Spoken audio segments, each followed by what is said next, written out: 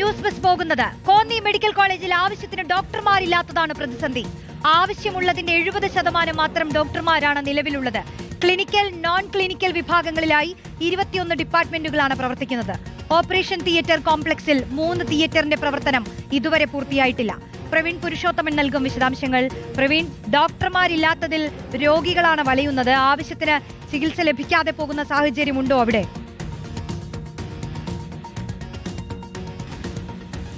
റോഷ്നി, പത്തനംതിട്ട ജില്ലയിൽ കോന്നിയിൽ ഒരു മെഡിക്കൽ കോളേജ് പ്രവർത്തനം ആരംഭിക്കുന്നു എന്ന് പറഞ്ഞപ്പോൾ ഈ മലയോര മേഖലയിലെ ജനങ്ങളൊക്കെ വലിയ ആശ്വാസത്തോടു കൂടിയാണ് അതിനെ കണ്ടിരുന്നത്. ഇപ്പോൾ ഈ കോന്നി മെഡിക്കൽ കോളേജിന്റെ പ്രവർത്തനം ആരംഭിച്ചിട്ട് 5 വർഷമാകുന്നു. പക്ഷേ ഏറ്റവും പ്രധാനപ്പെട്ട ഒരു പ്രശ്നം എന്നുള്ളത് ആവശ്യത്തിന് ഡോക്ടർമാരില്ല എന്നുള്ളതാണ്.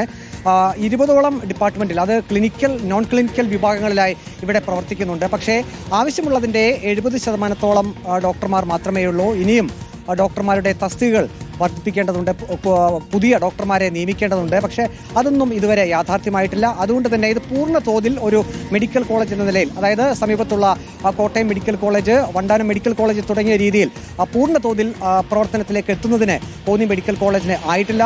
6 തിയേറ്റർ കോംപ്ലക്സുകൾ, അത് ഓപ്പറേഷൻ നടത്തുന്ന തിയേറ്റർ കോംപ്ലക്സുകൾ വിഭാവനം ചെയ്തിരുന്നു. അതിൽ 3 നിർമ്മാണം പൂർത്തിയായിട്ടുണ്ട്. ഇനിയും 3 അതിന്റെ നിർമ്മാണം പൂർത്തിയാക്കേണ്ടതുണ്ട്. സെക്കൻഡ് ഫേസിന്റെ നിർമ്മാണം ഇപ്പോൾ നടക്കുന്നതേയുള്ളൂ. ആ കെട്ടിട നിർമ്മാണം നടക്കുന്നു. അത് 4 മാസം കൂടി എടുക്കും അത് പൂർത്തീകരിക്കാനെന്നാണ് നമുക്ക് അറിയാൻ കഴിയുന്നത്. ഈ സെക്കൻഡ് ഫേസിന്റെ നിർമ്മാണം പൂർത്തിയായെങ്കിൽ മാത്രമേ OP, IP തുടങ്ങിയ വിഭാഗങ്ങൾ അതും പൂർണ്ണ തോതിൽ പ്രവർത്തിപ്പിക്കാൻ കഴിയുകയുള്ളൂ. ഒരു വർഷം 100 MBBS സീറ്റ്, 100 വിദ്യാർത്ഥികൾക്കാണ് ഇവിടെ പ്രവേശനമുള്ളത്. ഇപ്പോൾ 400ഓളം വിദ്യാർത്ഥികൾ പഠിക്കുന്നുണ്ട്. അപ്പോൾ MBBS പഠനം എന്നതിനും കൂടുതൽ ഡോക്ടർമാരുടെ സേവനം ഇവിടെ ആവശ്യമാണ്.